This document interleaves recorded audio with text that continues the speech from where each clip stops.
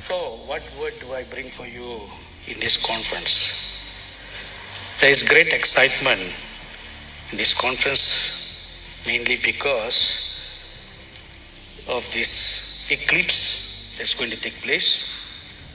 Whether it has any significance or not, I don't know. That I will leave it to my brother, Dr. Bruce Allen, who is a great scholar. He will expound to you about all that. That's not my cup of tea, you know. Although I love astronomy, but that's not the word the Lord gave me. You know, when I boarded the plane to come here, it's my habit as soon as I sit on the seat to bow down my head and pray. And when I closed my eyes to pray, I saw the Lord Jesus stand right before me, and he said, when you go to the US, this is the word you shall bring for them. And then he just spoke a sentence and he said, when you are there, I will come and visit you again. And I will explain to you in detail what you should speak. So yesterday morning, as I was waiting on the Lord, so once again the Lord Jesus came, and this is what he said. Tribulation is coming. It will come like birth pangs. My people must learn to hide in the days of evil and trouble. Tribulation is coming. You know, about 9 months to 12 months ago, I first heard the Lord say, prepare my people for tribulation. Prepare my people for persecution. It's going to come.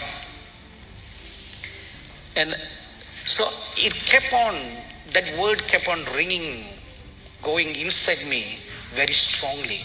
Prepare my people for persecution that's coming.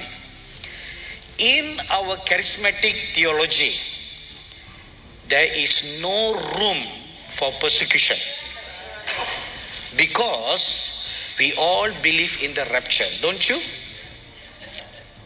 So in the rapture, we are traditionally taught that before the tribulation, before the persecution, we'll all be raptured.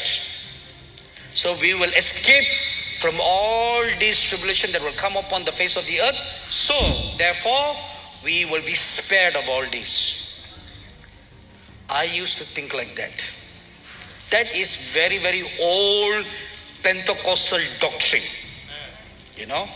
So when I got saved, when I got filled in the Holy Spirit, when I started my ministry, it was a very traditional Pentecostal background, which says that every spirit-filled believers will be raptured. Then follows all the other damnation that will come upon the face of the world. From 1979 until 2006, that's what I believe, that's what I preached. But in the year 2006, I had a visitation from the Lord Jesus. And then that's when he first taught me, saying, all you guys are wrong. The church will go through tribulation. The church will go through persecution because that will be the final fires of purification that will purify the church before she is raptured. You will need to go through a final purifying. How are you going to be purified if you don't go through the fire? A gold or a diamond that is in the ground has little value than the gold or the diamond that's polished and cut nicely. Am I right, everybody? See, the value of the gold increases once it passes through the fire, once it's passed through the cutting chiseling and the making of a polished stone, the value increases. In the same manner, the Bible tells us in Malachi chapter 3, verses 2 and 3, that the Lord will sit like a refiner and a purifier and will purify us, the sons and the daughters of Levi. He will purify. He himself will do it, not another. The scriptures clearly said, I will purify them. It's the Lord who will purify. That one final act of purity, of purifying, that will refine the bride before she is caught. That fire will separate the sheep from the goats, the wheat from the tares, the wise from the foolish. It will separate the true from the false. Right now, everybody are mixed together. The foolish virgins and the wise virgin, they are all in the same basket. The sheep and the goats, they are all in the same sheepfold. Not only you have sheep and the goats, you also have wolves in sheep's clothing.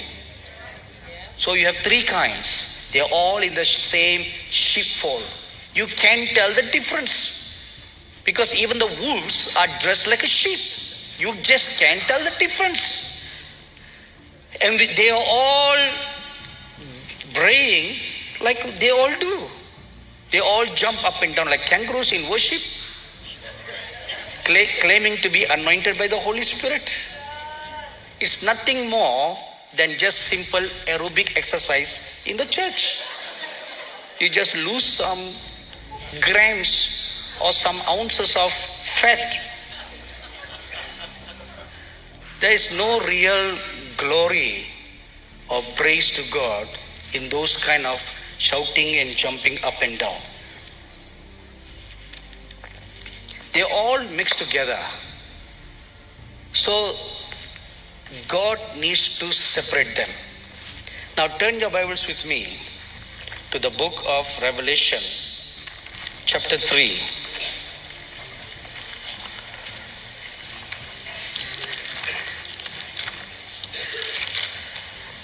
Chapter 3, verse 10.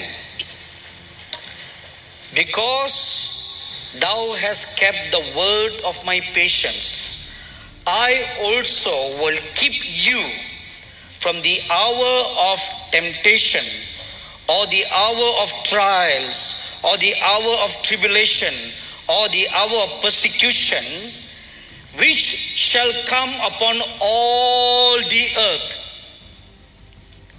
There is coming a tribulation on all over the world. Is coming. The question is the church ready?